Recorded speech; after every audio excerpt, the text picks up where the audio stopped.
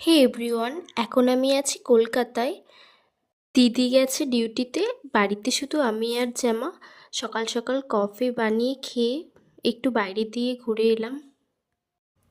সকাল সকাল ভাবলাম চটজলদি কিছু একটা রেসিপি বানানো যাক। ধরো তোমার বাড়িতে রিফাইন অয়েল শেষ হয়ে গেছে, ঘিও খুব অল্প পরিমাণে আছে, তো তুমি ভাবছো যে কিভাবে পনির ফ্রায়েড রাইস বানাবে। কিছুই না, সর্ষের তেলেই কাজ মিটিয়ে দেবে, যেমন আমি করেছি আজকে। ফার্স্টে পনির বানানোর জন্য যা যা মশলা তোমার বাড়িতে অ্যাভেলেবেল থাকবে সেইগুলো সব দিয়ে দেবে। রান্না করতে করতে ঝাঁঝ লাগলে চিমনিটাকে একটু টাটা বলে দেবে, পাঁচ পনির তাহলে রেডি হয়ে যাবে। রান্না করে হাঁপিয়ে গেলে একটু ক্যাম্পা খেয়ে নেবে। বুদ্ধি করে সর্ষের তেলে কাজু কিশমিশ ভেজে নিয়ে ঘি দিয়ে লাস্টে সব কিছু মাখিয়ে নিলেই রেডি।